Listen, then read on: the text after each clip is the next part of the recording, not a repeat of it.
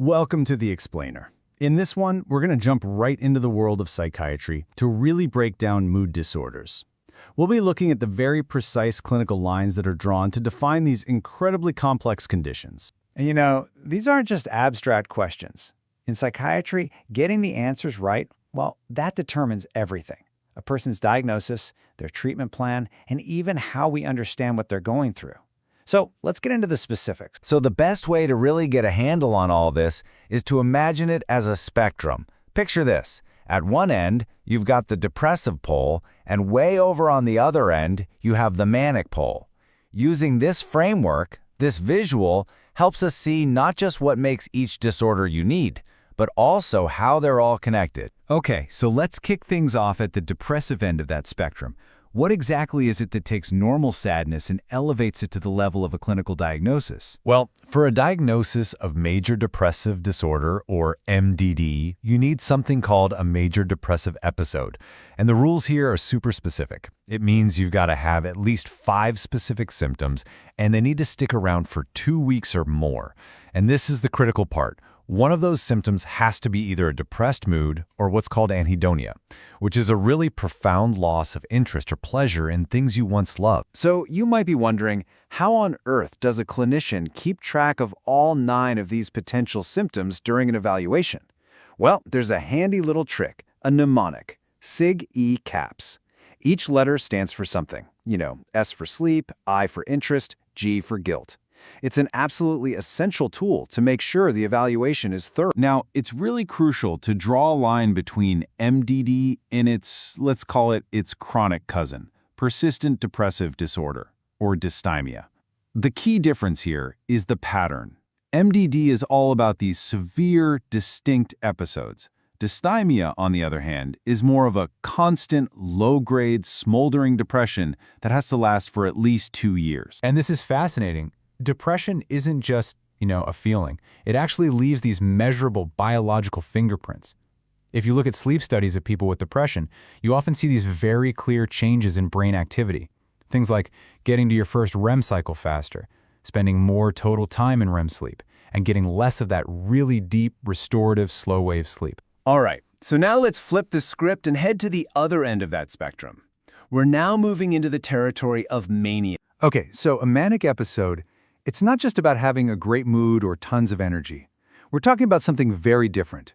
It's a distinct period of abnormally high or irritable mood, plus a major spike in activity, and it has to last for at least a week. But here's the real diagnostic key: impairment.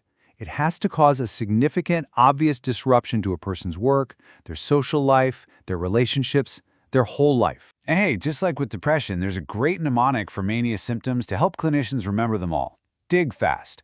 It covers a whole shebang, from distractibility and grandiose ideas, all the way to a decreased need for sleep and that classic rapid-fire talkativeness. Okay, this right here is probably one of the most important distinctions we're going to make.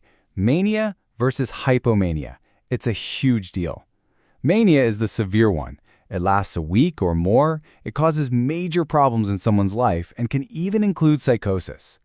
Hypomania is like a less intense version.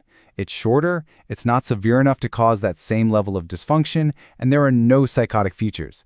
Getting this difference right is absolutely fundamental for diagnosing bipolar disorders correctly. So now that we've defined both poles, the depressive and the manic, we can finally put them together. When a person's life story includes these periods of elevated mood, we start to talk about bipolar and related disorders. And here's the thing you absolutely have to remember. A bipolar diagnosis isn't about how someone feels right now, in this moment. It all comes down to their entire life history.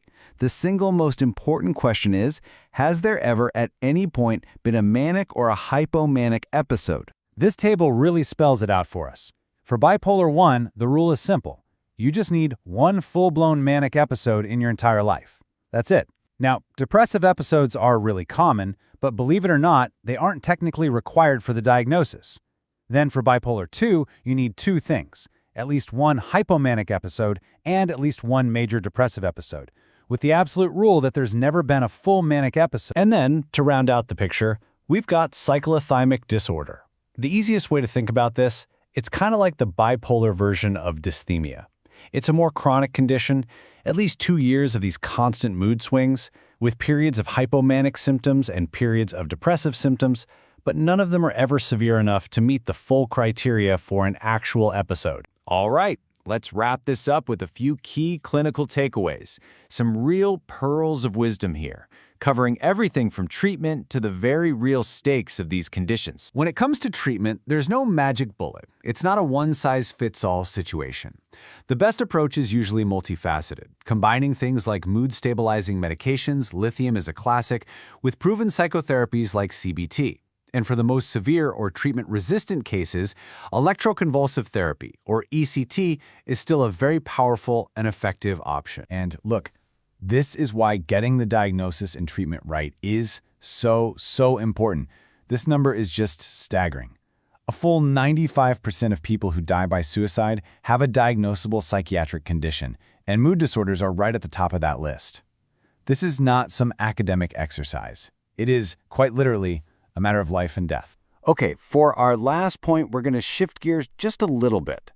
Let's look beyond the diagnoses themselves and talk about something we all do: how our minds unconsciously cope with stress. An older but still really interesting way of thinking about this describes these strategies as ego defenses. Now, these defenses are often grouped by how helpful or, well, healthy they are.